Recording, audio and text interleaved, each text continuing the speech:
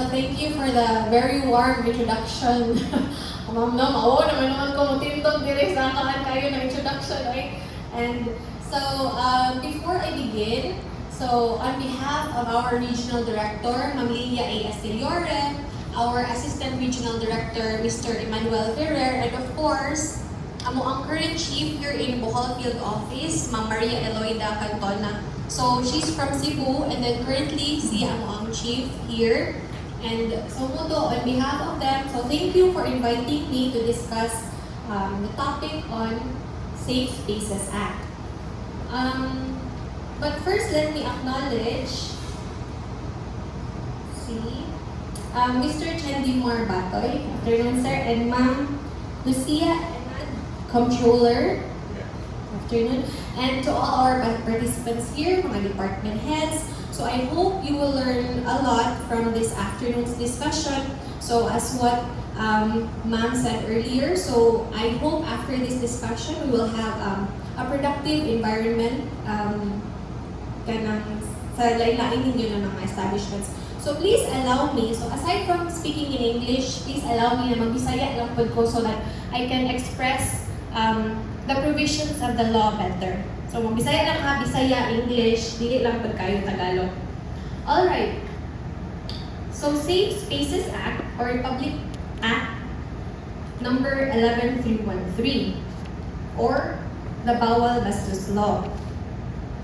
So when we received the letter, one of the topics na we were asked to discuss was these 4 topics. First, overview of Safe Spaces Act. Next, importance of creating a safe space in workplaces and businesses.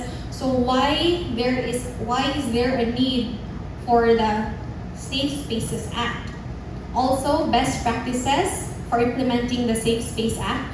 I will be giving you tips, mga inputs on how to apply the law on Safe Spaces Act sa different establishments here. Also, how to address and prevent workplace harassment and discrimination. So, here mga managers, mga OIC, if there will be a complaint pertaining to harassment, most likely anak do'y padung ninyo.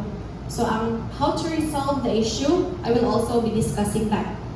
Aside from that, I will be discussing what Safe Spaces Act is about, who are the perpetrators, who are the offenders, ani na mga balaod na i-penalize na to because this is a criminal act, and who are the victims or kinsa ang mga ma-offended because of the Safe Spaces Act.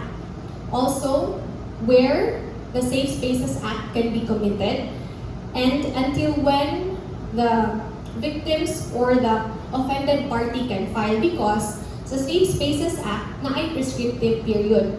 Dili unlimited ang pag-file sa harassment, gender-based sexual harassment.